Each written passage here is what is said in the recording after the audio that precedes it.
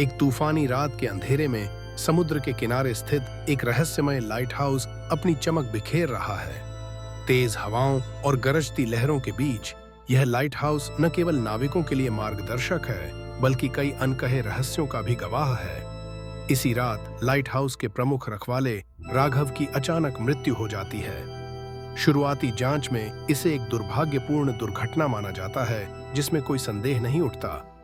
लेकिन वातावरण में छाई रहस्यमयता और घटनाओं की विचित्रता इस हादसे को साधारण नहीं रहने देती।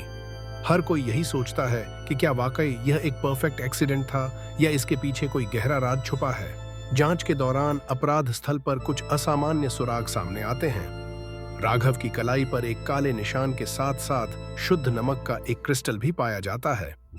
ये दोनों चीजें सामान्य आत्महत्या के मामलों में नहीं मिलती, जिससे इंस्पेक्टर सेन को शक होता है कि मामला आत्महत्या का नहीं, बल्कि इसमें कोई साजिश छुपी हो सकती है। इन सुरागों की वजह से इंस्पेक्टर सेन की सोच बदल जाती है और वह गहराई से जांच शुरू करने का फैसला लेते हैं। अब यह स्पष्ट हो जाता है कि घटना के पीछे कोई गहरा राज छुपा है, जिसे उजागर करना जरूरी है। अब जांच का केंद्र मुख्य संदिग्ध सहायक कीपर जय पर आ जाता है। जय अपनी सफाई में बताता है कि कोहरे के हॉर्न और लाइट हाउस की किरण के समय के आधार पर वह घटना के समय कहाँ था। उसकी बातों से यह संकेत मिलता है कि उसके पास न केवल अवसर था, बल्कि शायद कोई कारण भी था।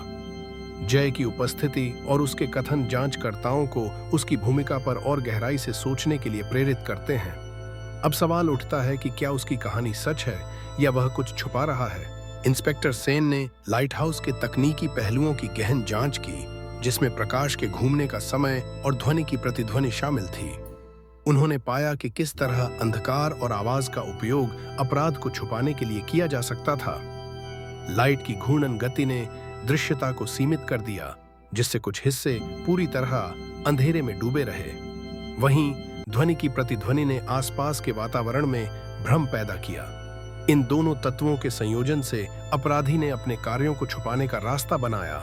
सेन की सूक्ष्म जांच ने यह स्पष्ट किया कि तकनीकी विवरणों की अनदेखी करना मामले की सच्चाई को छुपा सकता है। धोखे का पर्दाफाश हो गया है। जय ने अपने हमले की आवाज को छुपाने के लिए कोहरे के हॉर्न की गूंज का इस्तेमाल किया। उसने यह हमला ठीक उसी 2 सेकंड की अंधेरे की खिड़की में किया जब दृश्यता कम थी। इस योजना को सफल बनाने के लिए उसने ध्वनि और दृश्य टेशीएसआई दोनों सबूतों का सहारा लिया। जांच में यह स्पष्ट हुआ कि जय ने समय और माहौल का लाभ उठाकर अपने इरादे को छुपाया।